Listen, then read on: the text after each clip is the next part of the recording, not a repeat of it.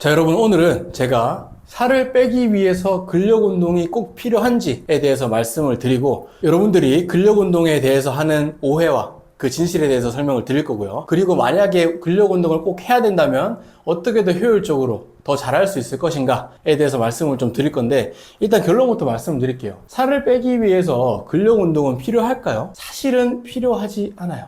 단기적으로 봤을 때 살을 빼기 위해서 체지방을 감량하기 위해서 근력 운동 없이도 충분히 가능합니다. 어떤 분들은 이런 말씀을 하세요. 다이어트에 있어서 운동과 식단이 있다고 치면은 운동이 2, 식단이 8, 아니면 1대9 이 정도로 운동의 비중은 떨어지고 식단의 비중이 높다고 말씀을 하시는데, 그 주장에 대해서, 그 말씀에 대해서 저도 어느 정도 동의를 하는 편이에요. 다만 제가 여기 써놨죠. 하지만 여러분, 여유 없는 건강한 몸을 위해서는 근력 운동이 필수적입니다. 특히 또 다이어트를 하시다가 정체기가 오신 분들, 식단으로 다이어트를 하다가 유산소 운동을 하다가 정체기가 온 분들한테는 근력 운동이 굉장히 필수적이고 굉장히 도움이 돼요. 여러분, 근데 이렇게 딱 얘기를 드리면은 벌써 좀 흥미를 잃으신 분들이 있어요. 왜 그러냐면, 내 목표는 건강이 아니라 미용이다. 나는 건강한 몸을 원하는 게 아니라 요즘 소위 얘기하는 뼈 말라, 그냥 마르고 슬림한 몸이 되고 싶다라고 생각하시는 분들이 분명히 있거든요. 이 건강이라는 것 자체가 무슨 말이냐면, 여러분, 뭐 3개월 동안 살을 쫙 빼서 내가 바디 프로필을 찍고 아니면 사진 몇 장을 남기고 한 달 만에 다시 원래대로 돌아오고 싶은 사람은 아무도 없잖아요. 그럼 이 건강하다는 것 자체가 지방을 잘 태운다는 말이고, 지방을 잘 태워야 여러분 살을 빼고 나서도 내가 먹고 싶은 걸 먹으면서도 체중 유지를 할 수가 있어요. 그런 측면에서 봤을 때 장기적으로는 이 운동이, 특히 근력 운동이 굉장히 중요하거든요. 근데 여러분, 근력 운동, 웨이트, 뭐 스쿼트라든지 아니면 뭐 벤치프레스, 이제 하체 운동 이런 걸 생각하면은 많은 분들이 얘기를 하시는 게, 일단 재미가 없다. 그리고 두 번째는 그런 근력 운동을 했을 때 팔뚝이라든지 다리라든지 팔다리가 굵어진다 라는 얘기를 하시는 분들이 많거든요. 그런 얘기들이 어디까지가 사실이고 어디까지가 오해인지 제가 여러분들한테 설명을 드리고 나서 가장 효율적으로 팔다리가 굵어지지 않고 운동을 하려면 어떻게 해야 되는지까지 말씀드릴 거니까 끝까지 시청해 주세요. 일단 여러분, 첫 번째 근력 운동에 대한 질문은 이거예요. 근력 운동을 하면은 팔다리가 굵어지고 몸이 너무 튼튼해 보인다. 이제 쉽게 얘기해서 부피가 좀 늘어나는 거죠. 이 부분에 대해서 여러분, 체지방량이 줄어들지 않고 몸에 근육만 늘어나게 되면은 당연히 이 말은 맞는 말이에요. 이걸 팔이라고 한번 생각해 볼게요. 팔이라고 쳤을 때 팔의 안에는 뼈가 있고, 그 뼈 옆에 있는 뼈랑 이렇게 연결되어 있는 근육이 있고, 그 밖에는 이렇게 체지방이 있어요. 뼈랑 근육을 지방이 덮고 있는 구조인데, 우리가 근력 운동을 많이 하면 어떤 부분이 늘어날까요? 이 근육 부분이 커집니다. 그러니까 쉽게 얘기해서 근육 양이 늘지 않다고 하더라도 근력 운동을 하면은 혈류가 많이 공급돼서 근육이 좀 부피가 커져요. 그렇기 때문에 이 부피가 커지면 체지방량이 똑같다고 가정했을 때 지방이 당연히 이렇게 밖으로 밀려요. 그래서 우리가 근력 운동을 하고 나면 팔이 좀 빵빵해지고 다리가 좀 빵빵해진 느낌이 들고 실제로 부피가 늘어나 있거든요. 이런 경우는 근력 운동을 통해서 팔다리가 좀 굵어졌다고 느끼실 수가 있어요. 근데 자, 여기서 제가 아까 처음에도 말씀을 드렸지만 여러분, 체지방 감량을 하는 것은 운동보다는 식단의 영향이 굉장히 커요.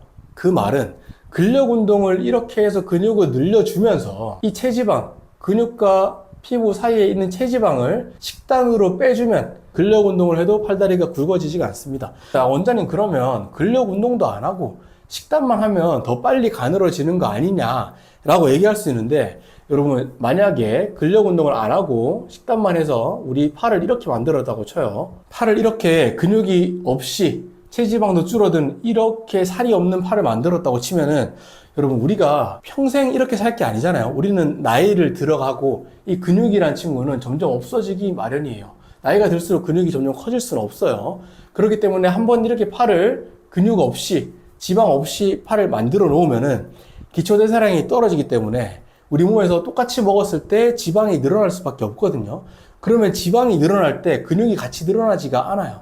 그럼 어떻게 되냐면, 처음엔 좋아요. 이렇게 해서 처음엔 좋은데 이게 시간이 지나면 어떤 팔이 되냐면, 팔은 다시 살이 찌면서 굵어지는데 근육이 없으면은 살이 많아집니다. 지방이 많아지면서 우리 탄력이 없어져요. 여러분, 그러면 어쩌다가 이런 오해를 사게 됐냐면, 예를 들어서 크로스핏이나 헬스 같은 근력 운동 위주, 조금 하드한 운동, 뭐 인터벌 운동도 같이 포함이에요. 인터벌 운동 같은 경우도 마찬가지고, 이런 조금 고강도 운동을 많이 하는 상태에서 식단의 변화가 없으면 여러분 팔다리가 좀 굵어져요. 당연히 근육이 늘어나는데 지방은 그대로니까 팔다리가 굵어지겠죠. 이런 케이스를 보고 근력 운동을 했더니 팔다리가 굵어지더라라고 하는데, 사실은 식단을 병행하면서 근력 운동을 하면 팔다리가 아주 탄력적으로 미용적으로도 예쁘게 변합니다. 그리고 사실 실제로는 여러분 근육량이 제가 이렇게 는다고 표현을 했지만 실제로 운동을 좀 했다고 근육량이 이만큼 늘어서 팔이 이만큼 굵어지기는 힘들어요. 그럼 보통 어떤 부분 때문에 이런 오해가 생기냐면, 두 번째예요, 여러분. 두 번째 오해인데, 여러분들이 근력 운동을 하고 나서 팔다리가 빵빵해지고 굵어진다고 느끼는 거는 사실은 몸이 붓는 거라고 봐도 돼요. 근육이, 우리가 여러분 근력 운동을 하고 나면은 이 근육을 회복시키기 위해서, 우리 근력 운동을 하면 이미 아시는 분도 계시겠지만 근육에 미세 손상이 생겨요. 그리고 어느 정도 미세 손상이 생겨야지 근육량이 늘거든요. 근육에 미세 손상이 생기고 실제로 이 근육이 운동을 하면서 에너지를 내려면 우리 몸에서 혈액이 근육으로 많이 쏠려요. 그러면 어떻게 돼요? 우리 펌핑이라는 거 알죠? 뭐 남자 같은 경우는 좀 많이 알 텐데, 가슴이 이렇게 있다가 푸시업을 뭐 40개를 하고 나면 가슴이 조금 더 커지는 상황이 생기거든요. 그런 경우가 이제 몸이 붓는 거예요. 혈류량이 늘어서. 그러면 여러분들이 생각하는 근력 운동을 했더니 팔다리가 두꺼워진다는, 사실 근육이 많이 늘었다 보다는 몸이 부어서 혈류량이 많이 증가해서 그런 거고, 실제로 근력 운동을 통해서 팔다리가 많이 굵어졌다는 생각이 들다고 하더라도 한 3, 4일 정도 근력 운동을 쉬면은 다시 원래 부피로 돌아와 있는 경우가 굉장히 많습니다. 그러니까 여러분, 이 두 가지의 결론은 뭐냐? 근력 운동을 한다고 해서 팔다리가 실제로 그렇게 많이 굵어지지도 않고, 장기적으로 봤을 때 팔다리를 가늘게 유지하기 위해서는 근력 운동을 꼭 해줘야 돼요. 근력 운동을 하지 않으면 아까도 말씀드렸지만 근육도 줄어들고 지방도 줄어드는 팔이 됐다가 여기서 평생 살면 좋은데, 그렇지 못하고 살이 찌는 경우가 99%예요. 살이 좀 찌게 되면은 팔이 더 굵어진 상태로 말랑말랑해지고 근육은 줄어들기 때문에 살을 빼기가 더 힘들어집니다. 그런 악순환으로 가지 마시고 조금만 더 장기적으로 생각을 해서 근력 운동에 대해서 그렇게 접근을 해주시면 좋겠고, 자, 마지막으로 세 번째, 근력 운동에 대한 세 번째 오해는, 이거 오해라고 하기엔 좀 그렇고 사실이죠. 사실인데 재미가 없어요. 여러분들 많이 얘기하시는 게 근력 운동이 재미가 없어서 도저히 못하겠어요 라고 많이 말씀을 하시거든요. 이 재미가 없는 부분에 대해서 제가 첫 번째로 제안 드릴 수 있는 거는, 일단은 배우시는 게 좋아요. 근력 운동을 좀 하는 분들한테 부탁을 해서 좀 배우거나, 아니면 PT도 좋죠. 트레이너한테 배우거나, 아니면 유튜브를 통해서 배우거나, 여러분들 배워서 해야지 재미가 조금 더 생겨요. 근데 이 배운다는 것이 그냥 맨몸 운동, 집에서 할 수 있는 홈트를 배우는 것도 좋지만, 여러분 저는 꼭 말씀드리는 게, 우리 이제 헬스장 가면은 기구가 있죠. 머신이라고도 얘기하는데, 뭐 앉아서 팔을 이렇게 드는 거라든지, 아니면은 이렇게 앉은 상태에서 이걸 당기는 거라든지, 이런 기구들이 있어요. 그런 기구를, 머신을 꼭 배우라고 말씀을 드리고, 그거 말고도 덤벨이라든지 캐틀벨이라든지 이런 도구들을 좀 쓰는 거를 배워야 된다고 말씀을 드려요. 그 이유가, 다이어트도 처음에 힘들잖아요. 근데 시작을 하고 나서 보면은 다이어트가 재밌어질 때가 있어요. 언제예요? 다이어트를 하면서 체중이 빠지고, 우리가 그 체중이 빠지는 거를 체중계로 몸무게를 재면서 확인할 때 우리가 재미를 느끼거든요. 그 말은, 인간이 뭔가 재미를 느낄 때는 내가 뭔가 좀 발전해 가고 있고, 내가 뭔가 좀 더 잘해지고 있고, 이런 것들이 수치로 보일 때예요. 예를 들어서 그냥 근력 운동을 해야겠다 하고 스쿼트, 맨몸 스쿼트를 100개를 하루에 100개씩 하겠다, 이러면 하루에 100개씩 매일 하면 이게 재미가 없어요. 그냥 100개라는 게 어떤 재미라기보다는 내가 해야 될 숙제같이 느껴지거든요. 근데 여기서 기구를 배우고 덤벨을 사용하고 이런 식으로 운동을 하게 되면 어떤 재미가 있냐면, 예를 들어서 머신으로 하는 스쿼트, 앉아서 해서 이렇게 다리를 쭉 밀면서 무게를 드는 그런 머신을 사용해서 운동을 한다고 쳤을 때, 처음에는 내가 30kg를 들었어요. 30kg로 10번을 밀었더니 내가 더 못 밀겠더라, 이런 상황이었는데, 이게 시간이 지나면서 30kg를 10개 너무 쉽네? 40kg로 늘려볼까? 50kg로 늘려볼까? 이렇게 이 무게를 늘리는 재미가 있어요, 여러분. 우리가 성장하는 게 눈에 보이기 때문에 재미가 없는 부분이 많이 줄어들어요. 많이 좋아져요. 여러분, 어떤 거든 내가 잘 못하는 걸 처음 할 땐 재미가 없거든요. 근데 여러분들 배우고 기구나 덤벨이나 캐틀벨이나 이런 무게가 있는 것들을 사용을 하셔야지 내가 성장하는 것이 눈에 보이고, 그래야지 여기 재미를 붙일 수가 있어요. 그러니까 여러분, 지금까지 집에서 맨몸 스쿼트나 맨몸 운동을 하셨던 분들은 이제 정체기가 왔다고 하시면, 이렇게 해서 헬스장에서 운동기구를 조금 배워서 기구를 좀 사용해서 무게를 조금 사용을 하면서 운동을 하시는 거에 재미를 좀 붙여보셨으면 좋겠어요. 자, 그러면 여기까지 근력 운동에 대해서 여러분들이 쉽게 가지고 있는 오해에 대해서 좀 설명을 드렸고, 자, 그러면 이렇게 오해는 풀었고, 나 그럼 이제 조금 근력 운동을 해보려고 해. 혹은 이미 근력 운동을 하고 있는데 근육이 느는 것 같지도 않고 살이 빠지는 것 같지도 않고 나 모르겠다 하시는 분들을 위해서 근력 운동을 어떻게 해야지 가장 효율적이고 빠르게 내가 원하는 목표를 얻을 수 있는지에 대해서 세 가지로 나눠서 바로 설명을 드릴게요. 자, 여러분, 효율적으로 제대로 근력 운동을 하기 위해서 여러분들이 아셔야 될 거, 첫 번째는 근육통이 있어야 돼요. 이 근육통이 있어야 된다는 부분은 제가 초심자 근력 운동을 한 지 얼마 안 되는 분들이랑 숙련자 근력 운동을 한 지 6개월 이상 된 분들 나눠서 설명을 드리겠지만, 초심자든 숙련자든 근육통은 다음날 발생을 해야 됩니다.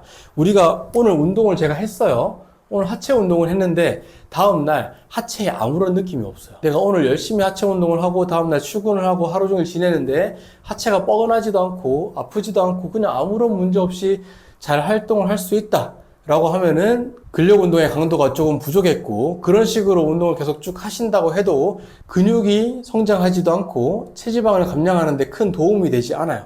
자, 제가 이렇게 얘기를 드리면 조금 운동을 아시는 분들, 근육 성장을 시키는 걸 아시는 분들은 이런 말씀을 할 수도 있어요.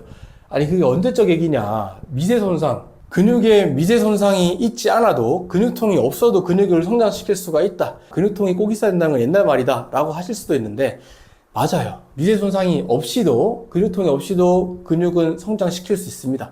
근데 이런 경우는 굉장히 숙련자인 경우, 특히 이제 근력 운동을 굉장히 오래 했고 근력 운동에 대한 이해 자체를 굉장히 깊게 하시고 있는 분들한테는 맞는 말인데, 여러분 제 영상을 보시는 분들의 80% 이상이 30대에서 50대 여성분들이에요. 체지방 감량을 하기 위해서 근력 운동을 한다고 하면은 근육통과 근력 운동의 효율적인 수행 사이에는 엄청난 연관관계가 있어요. 자, 쉽게 얘기해서 근육통이 있어야지만 근육이 성장된다 라고 하면은 틀린 말이지만, 여러분들 입장에서는 근육통이 있고 없고가 내가 전날 근력 운동을 제대로 했냐 안 했냐에 굉장히 중요한 지표가 됩니다. 자, 초심자를 먼저 기준으로 설명을 드릴게요. 초심자의 경우에는 근력 운동을 했을 때 근육통이 생기기가 굉장히 쉬워요.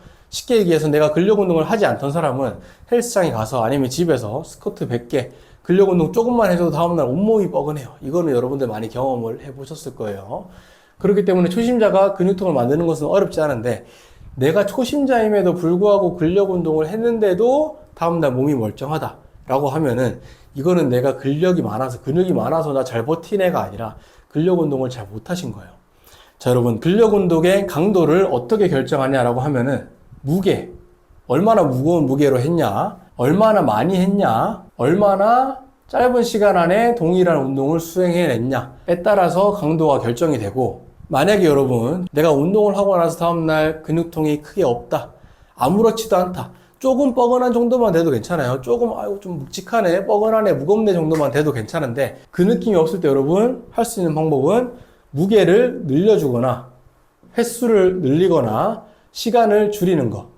이 시간을 줄이는 거는 운동 시간을, 전체 시간을 줄이라는 얘기가 아니라, 예를 들어서 내가 스쿼트 100개를 10분 동안 했는데 다음날 근육통이 없다면 스쿼트를 100개를 8분 동안 해보세요. 똑같은 운동을 하는데 시간을 줄여서 하면은 강도가 올라간다고 보시면 돼요. 자, 이렇게 초심자의 경우에 내가 근육통이 없다면 이런 식으로 강도를 조절해 주시면 되고, 숙련자의 경우에는, 숙련자는 제가 6개월 정도 운동을 한 분이라고 이렇게 설명을 해놨는데, 쉽게 얘기해서 내가 오늘 헬스장에 가서 나 오늘 이거 운동하고 와야지 라는 계획이, 나만의 루틴이 어느 정도 있는 분들을 숙련자라고 보시면 돼요.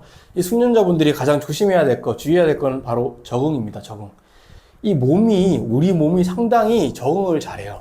그래서 내가 한 6개월 정도 운동을 해왔고 어느 정도 몸이 적응이 돼버리면은 같은 운동을 해서는 근육 성장을 하기가 굉장히 힘들어요. 예를 들어서 어떤 경우가 있냐면, 우리 크로스핏을 오래 하셨던 분들, 아니면 어떤 특정 운동을 오래 하셨던 분들 중에서 이 운동의 수행 능력은 굉장히 뛰어난데 몸이 그렇게 못 따라와 주는 경우가 굉장히 많아요. 제가 이거를 몸이 안 좋은 분들을 비하하는 게 아니고 저도 실제로 그랬고, 크로스핏을 예로 들어볼게요. 크로스핏에는 이 턱걸이가 정자세로 이렇게 턱걸이 하는 거 말고 반동을 줘서 턱걸이를 하는 방식이 있거든요. 처음에 10개 하기도 힘들었는데 이게 수행을 계속하고 연습을 하다 보면 근력 증가가 그렇게 많이 이루어지지 않았는데 10개를 쉽게 할 수 있게 돼요. 무슨 말이냐? 몸이 그 동작에 적응을 했고 그 리듬감을 익혔고 그 기능적으로 발달을 하는 거지, 근력이 증가하는 것과는 조금 별개라는 얘기예요. 이게 어려우면은 쉬운 걸로 설명을 좀 드려볼게요. 여러분, 젓가락질 할 때, 우리 처음에는 젓가락질 배울 때 기억 안 나시죠? 여러분 기억 안 나시겠지만 젓가락질을 하는 거, 자전거를 배우는 거, 이런 거 할 때 우리가 처음 배울 때는 이거 자체가 되게 힘들어요. 자전거에서 두발 자전거 배울 때 이 균형을 잡는 거, 수영을 할 때 팔을 젓는 거, 처음 배울 때는 이거 자체가 온몸에 근육통을 일으킬 정도로 힘든 일인데 이게 적응이 되면 정말 아무렇지 않게 하죠. 수영도 마찬가지고 젓가락질도 마찬가지고 뭐 운전도 마찬가지. 몸에서 근육의 긴장이 풀리고 근육으로 운동을 한다기보다 근력으로 운동을 한다기보다 신경계, 근육 신경계가 운동을 하는 거기 때문에 쉽게 얘기해서 여러분들이 운동을 시작한 첫날 100 정도의 운동을 하는 것과 3개월 뒤에 100 정도의 운동을 하는 것은 근육에 같은 자극을 줄 수가 없어요. 그렇기 때문에 숙련자의 경우에는 마찬가지로 내가 6개월 정도 헬스를 했는데 헬스 하러 가서 내가 저번 주에 했던 운동의 양과 이번 주에 했던 운동의 양이 똑같고 그렇게 운동했을 때 근육통이 생기지 않는다고 하면은 아까도 얘기했던 근력 운동의 강도를 조금 늘리셔야 됩니다. 그래야지 여러분들이 하시는 운동에 의미가 있어요. 매일 가서 똑같은 강도로 똑같은 양의 운동을 하고 오면은 사실은 그냥 내 몸을 그대로 유지하는 것밖에 안 돼요. 자, 그래서 어렵게 얘기했지만 근력 운동을 하고 있는데 근육통이 크게 없다라고 한다면 뭔가의 변화를 좀 시도해 봐야 됩니다. 자, 그리고 이어서 두 번째로 효율적인 근력 운동을 위해서 추천드리는 방법은 근력 운동과 유산소 운동을 요일을 나눠서 진행하라고 말씀을 좀 드리고 싶어요. 여러분들 많은 분들이 댓글에 이렇게 남겨주세요. 원장님, 저는 이렇게 식단을 하고 있고 뭐 일주일 중에 3일 정도를 근력 운동 40분, 유산소 20분 이렇게 해서 1시간씩 운동을 하고 있다. 이 정도면 괜찮은가요? 라고 말씀을 많이 하시는데 근력 운동 40분, 유산소 20분을 매일 하고 있다라고 하면은 사실은 우리 몸 입장에서는 근력 운동도 조금 애매하게 하고 있고 유산소 조금 애매하게 하고 있다라고 볼 수 있어요. 우리 몸은 근력 운동을 시작을 했으면은 근력 운동을 하기에 적합하게 근육으로 혈류를 많이 보내고 근육의 미세 손상을 일으키고 근육의 과부하를 걸게 되는데 그렇게 시작된 근력 운동을 근력 운동으로 끝내고 유산소는 한 마무리로 10분 정도 이렇게 짧게만 해주시는 거를 권장을 드려요. 그러니까 예를 들어서 내가 일주일 중에 6일을 매일 근력 30분, 유산소 30분으로 진행을 했다고 치면은 저는 이거를 근력 3일, 유산소 3일로 나눠서 근력 30분 나눠서 하던 거를 근력 1시간, 유산소 1시간으로 분리를 시키는 거를 추천을 드립니다. 그리고 특히 근력 운동을 하시는 날은 탄소데이를 진행을 해주시는 게 좋고 유산소 운동을 하시는 날은 지방데이로 진행을 해주시는 게 좋은데 근력 운동 3일 하면 그럼 탄소데이 3일 가져가나요? 이건 아니에요. 근력 운동 3일 중에 내가 가장 고강도로 운동을 하는 날 하루 이틀 정도만 탄수데이로 가져가시고 나머지 날은 지방데이로 하셔도 괜찮아요. 그러니까 결국 이렇게 나눠서 매일매일 진행하던 것을 하루하루 몰아서 진행을 하고 그래야지 근력 운동을 할 때 우리가 근육을 최대한 자극을 줘서 근육 성장을 유발할 수가 있고 유산소를 할 때도 마찬가지로 20분을 하고 끝내는 게 아니라 30분 하고 끝내는 게 아니라 1시간 동안 쭉 지속을 하면서 몸에서 지속해서 지방을 태우고 이 30분 정도 지난 후부터 몸에서 지방을 활발히 태우기 시작하거든요. 그런 이점을 좀 가져가시라는 얘기예요. 자, 여러분 제가 시간을 늘리라고 한 게 아니죠. 일주일에 6일 1시간씩 하고 있었으면 이거를 좀 분리를 해보자는 얘기예요. 일주일에 6일이 아니라 3일이라고 했으면 이 3일을 이틀 하루 혹은 하루 이틀로 나눠서 진행을 해보시고 그렇게 했을 때 근력 운동을 하고 나서 근육통이 생기는 경우가 더 많이 늘어나고 여러분들의 몸도 훨씬 더 좋아져요. 특히 다이어트를 하다가 정체기가 오신 분들은 이렇게 한번 바꿔보시면은 많이 도움이 되실 거예요. 자, 마지막으로 세 번째. 자, 여러분, 제가 효율적인 근력 운동을 위해서 세 번째로 마지막으로 말씀드리고 싶은 것은 변화가 필요하다. 자, 여러분, 제가 유튜브를 시작하게 된 계기도 그렇고 제가 유튜브를 많이 시청을 하면서 많이 아쉬웠던 부분이 뭐냐면 어쩔 수 없는 건 저도 이제 유튜브를 하면서 많이 이해를 했어요. 예를 들면 체지방 감소에 가장 좋은 운동 이것만 하세요. 뭐 체지방 감량에 가장 좋은 음식 이것만 드세요. 이런 영상들이 굉장히 많아요. 근데 그런 영상들이 사실 클릭을 이끌어내고 조회수를 올리기에 굉장히 유리하다는 것을 알고 있거든요. 그렇기 때문에 어쩔 수 없는 부분이지만 제가 이 변화가 필요하다고 말씀드리는 건 어떤 거냐면 내가 어떤 유튜브를 통해서 어떤 정보를 통해서 체지방 감량을 하기 위해서 근력 증가를 시키기 위해서 가장 좋은 운동을 발견했어요. 그럼 그 운동을 평생 쭉 할 수 있으면은 그래도 괜찮은데 평생 쭉 할 수가 없어요. 왜 그러냐면 일단 재미가 없어요, 여러분. 하나를 쭉 지속했을 때 재미도 없고요. 제가 아까도 얘기했지만 몸이 그 운동에 적응을 해버려요. 그렇기 때문에 그 적응을 하는 순간 우리 근육의 성장이라든지 체지방 감량은 느려질 수밖에 없고 정체기를 맞이할 수밖에 없어요. 그렇기 때문에 여러분 변화가 필요하다는 거고 저 같은 경우에는 어떤 변화를 많이 시도하냐면 누군가가 저한테 운동을 하자, 뭐 수영을 하자, 달리기를 하자, 뭐 헬스장에 가서 이걸 해보자 저걸 해보자 하는 권유를 거절한 적이 없어요. 거절을 하지 않아요. 내가 너무 하기 싫은 운동이 있더라도 누가 등산을 하재요. 그럼 내가 오늘 러닝을 하는 날인데 누가 등산을 하재. 그럼 등산을 가요. 그리고 헬스장 가서 운동을 할 때도 저는 저 혼자 갔을 때는 제가 하는 루틴대로 하지만 만약에 누군가가 같이 갔을 때는 친구라면 그렇게 얘기해요. 오늘 네가 하려고 했던 운동을 그냥 내가 따라서 할게. 똑같이. 나 때문에 바꾸지 말고 너가 원래 했던 운동을 그대로 내가 그냥 같이 할게 라고 하고 내가 안 해봤던 놈들을 계속 해봐요. 그렇게 변화를 시도하면은 그 변화 속에서 내 근육이 성장하는 것도 있고 그 변화 속에서 내가 하는 운동을 바꿀 수도 있고 러닝을 했다가 친구랑 등산을 했더니 등산이 너무 좋아서 등산을 하게 되는 경우도 있고요. 제가 가장 추천드리는 거는 오늘 제가 근력 운동에 대해서 얘기했지만 우리가 어딘가에서 가서 배울 수 있는 운동들이 여러 가지가 있잖아요. 뭐 헬스 있고 필라테스도 있고 수영도 있고 크로스핏 발레, 뭐 유도, 뭐 탁구, 구기 종목들, 뭐 요즘 축구도 있고 굉장히 많은 운동들이 있는데 이런 것들을 다양하게 한번 시도를 해 보셨으면 좋겠어요. 자, 여러분, 미용을 위해서, 날씬해지기 위해서, 다이어트를 위해서만 드리는 말씀이 아니고 당연히 다이어트에도 굉장히 도움되는 말씀인데 이런 것들을 꼭 좀 여러 가지를 시도를 해 보셨으면 좋겠어요. 그래서 헬스도 한 번에 가서 1년 이렇게 등록하지 마시고 한 달에서 3달, 헬스 한 달에 해보고 하나 재밌으면 조금 더 하는데 좀 재미없다면 필라테스 등록해보고 수영해보고 이런 식으로 좀 다양하게 내가 생각나는 운동들을 재밌어 보이는 운동들을 등록을 해서 다 좀 경험을 해보셨으면 좋겠어요. 그러다 보면은 내가 예를 들어서 발레가 너무 재밌어요. 나 발레가 재밌다. 그럼 이 발레를 할 때 필요한 근력이 있거든요. 발레를 할 때도 여러분 몸의 중심을 잘 잡아야 되고 한 발로 오래 서 있어야 되고 다리를 들어야 되고 이러기 때문에 필요한 근력 운동이 있어요. 그 근력 운동을 위주로 해주신다거나 뭐 탁구를 하더라도 탁구를 잘하기 위해서 여러분 다리 근육이 좋아야 되거든요. 하체로 계속 이렇게 기마대로 버텨줘야 돼요. 그러면 하체 근력을 키우는 운동을 한다던가 내가 어떤 운동이든 이렇게 시도를 해서 내가 재밌는 운동을 찾아서 그 재밌는 운동을 더 잘하기 위해서 근력 운동을 하면은 그 근력 운동이 너무 재밌고 지속을 하기가 쉬워요. 물론 그런 근력을 증가시키기 위해서 가장 기본이 있어야 되는 것은 헬스이긴 해요. 그래서 여러분들 처음 시작하는 운동은 헬스를 많이 추천을 하거든요. 그리고 꼭 배워서 하라고 말씀을 드리는 거고 여튼 제가 여러분들한테 마지막으로 드리고 싶은 말씀은 근육통도 있어야 되고 이런 식으로 근력 운동과 유산소 운동을 요요를 나눠서 좀 집중적으로 진행을 하셔야 되지만 그것과 더불어서 여러 가지 운동을 좀 시도를 해서 나한테 맞는 운동을 찾으셨으면 좋겠어요. 3달 뒤에 내가 바디 프로필을 예약을 해놨으니까 3달 뒤에 내가 결혼을 하니까 3달 뒤에 뭐 중요한 약속이 있으니까 사진을 찍어야 되니까 내가 급하게 다이어트를 하는 것이 아니라 내가 정말 평생 지속할 수 있는 유지할 수 있는 건강한 몸을 위해서 다이어트를 한다면 이 3가지가 꼭 필요하고 그 중에서도 내가 좋아하는 운동, 내가 꾸준히 지속하는 운동을 찾으시는 게 너무너무 중요합니다. 여러분, 체지방을 태우는 운동이 어떤 운동이 제일 좋은지는 제가 이전 영상에서 한번 다룬 적이 있어요. 제가 링크를 걸어 놓을 테니까 그걸 가서 확인을 한번 해주시고 그 영상에서도 제가 많이 말씀을 드렸지만 여러분 제 영상을 통해서 여러분들이 원장님 말씀을 듣고 어떤 운동을 등록해서 해봤더니 너무 재밌어서 꾸준히 하고 있어요 라는 댓글이 달리면은 저는 너무 기분이 좋을 것 같아요. 여러분 오늘 또 영상 시청해 주신다고 고생 많으셨고 저는 전직 100kg 비만 한의사였던 이종식이었습니다. 감사합니다.